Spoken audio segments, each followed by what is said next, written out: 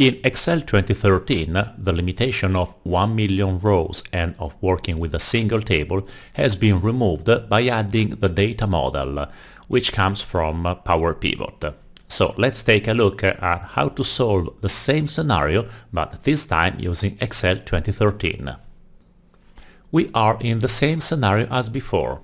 We have 4 tables, which are just Excel tables, none of which contain all the information. We have product models, then product, orders, and finally order lines.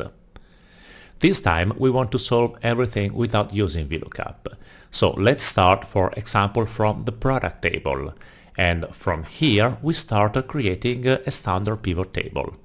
In order to do that, we go to Insert Pivot Table as we did before, and we start creating the pivot table.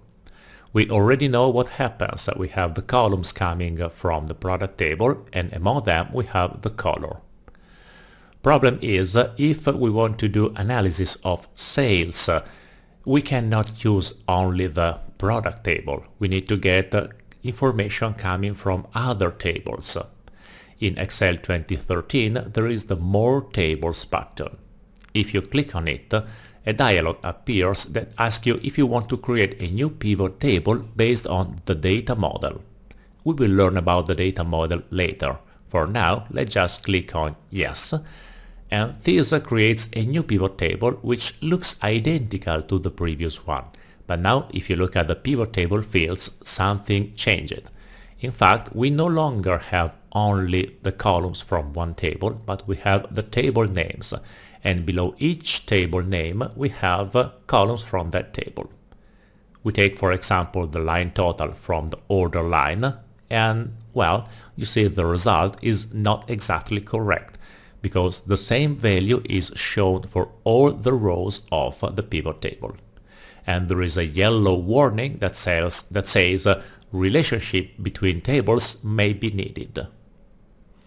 So, if you don't create relationships, the numbers will not be correct. By clicking on Create, you have the option of creating a relationship between tables. A relationship links together two tables. So we say that we start from order lines and we take the product ID and we want to match it with the product using product ID. Excel figures out by itself, by using the column name, the matching column.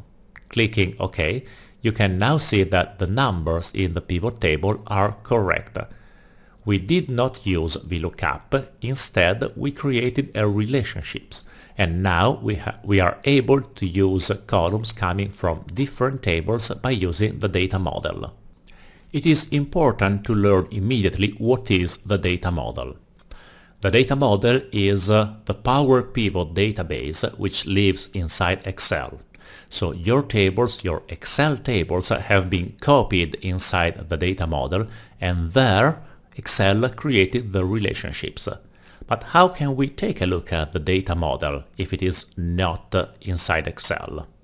In order to look at the data model and interact with it, you need to enable the Power Pivot add-in.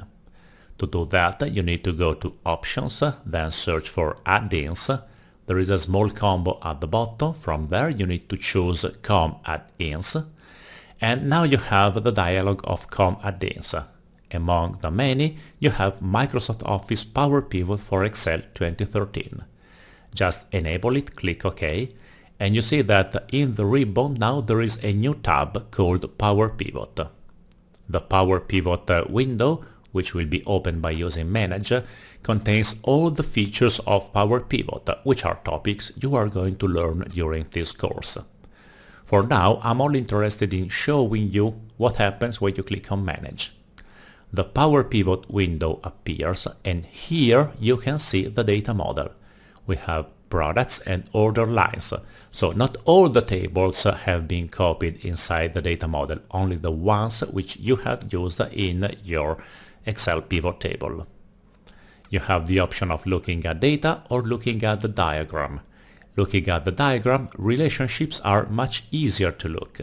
You see, we have a product table, an order lines table, and the relationship, which is displayed as an arrow between the two tables linking by product ID. The existence of the relationship is the reason why you can use columns from different tables and still look at correct numbers inside your pivot table.